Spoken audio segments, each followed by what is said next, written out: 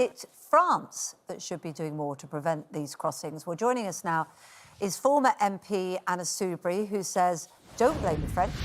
They see it as a UK problem that they're burdened with because the people in the boats want to come to the UK. We're also joined by former UKIP MEP and Director of the Centre for Migration and Economic Prosperity, Stephen Wolfe, who says the French absolutely should be taking more responsibility, and Director of Detention Action, Bella Sankey, who says the onus is on the UK to provide safe and legal routes for asylum seekers. Well, first of all, Anna, you're one of the few that thinks the French shouldn't be taking more responsibility. Why do you believe that? Well, I think the point is don't let's make an enemy of the French, because we've got to work with them so that we don't see people going in boats and taking a perilous journey and coming into our country illegally. So we need the cooperation of the French. And if you look at it from the French point of view, they will say, well, this isn't really our problem, because these people, they don't want to stay in France. They want to go to Britain. It's Britain's problem. And if we don't work with the French, the danger is that they'll say, we'll just let them go to Britain. And then we really are in huge difficulty. So what we need is an international cooperation. We need to work with the French. And yes, we want the French to be tough, but we've got to, as I say, work with them. But we've got to look at why these people come here. They come here for a better life because life is so bad in their own countries, because of either poverty or because of war. And so what we need to do is look at working internationally to solve those problems. And of course, we need to take really tough action to stop the criminal gangs. These are international criminal gangs exploiting people by trafficking them as nothing more than just a commodity. And in all of it, got to see these people as just that. They are human beings. Yeah. And they come here because life in their own countries is so bad, they will take these astonishing risks.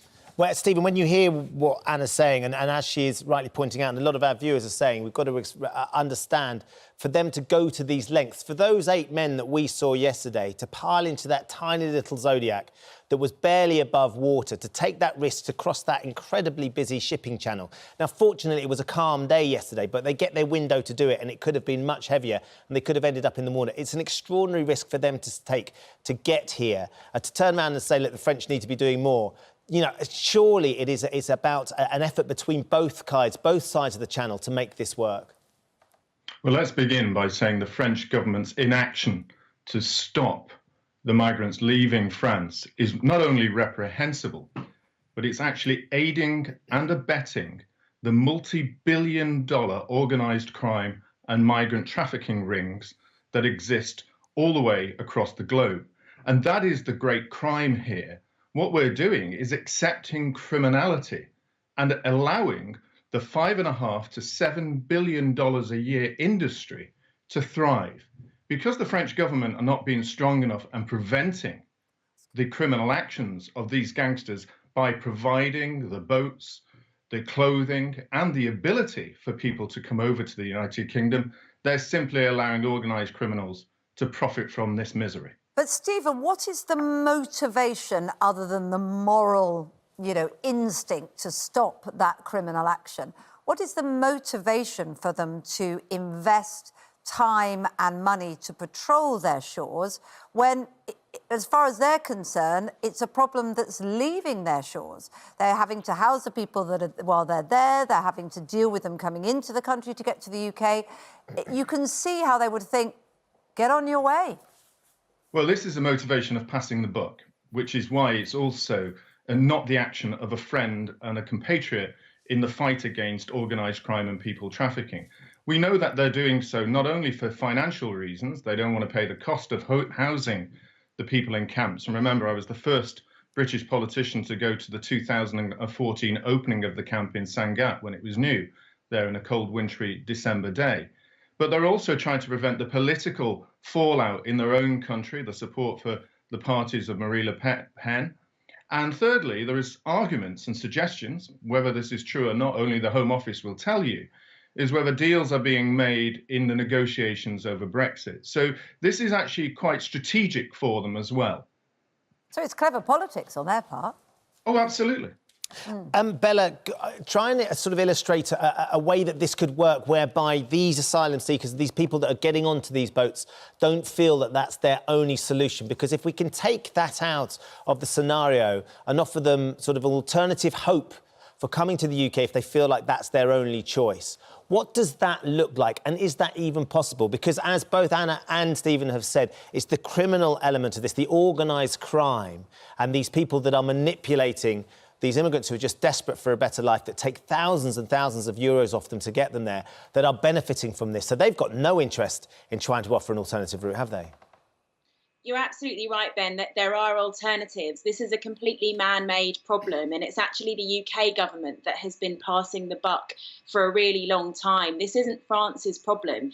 There are people who have always sought to claim asylum and refugee protection in the UK, and we have a very proud tradition of offering it to those that have been persecuted, tortured, or trafficked. The problem is that over recent years, safe and legal routes to get to the UK have closed down, which is why you see people making these death-defying journeys to get here. But it would actually be very easy for the UK government to create safe and legal routes so that people feel this is not their only option. But it isn't just asylum seekers, is it? That's at the nub of the problem, and that's what discourages people wanting to make those routes more easy, because it is people coming for an economically better life, which is not a bad thing to want. It's what everybody wants for their family.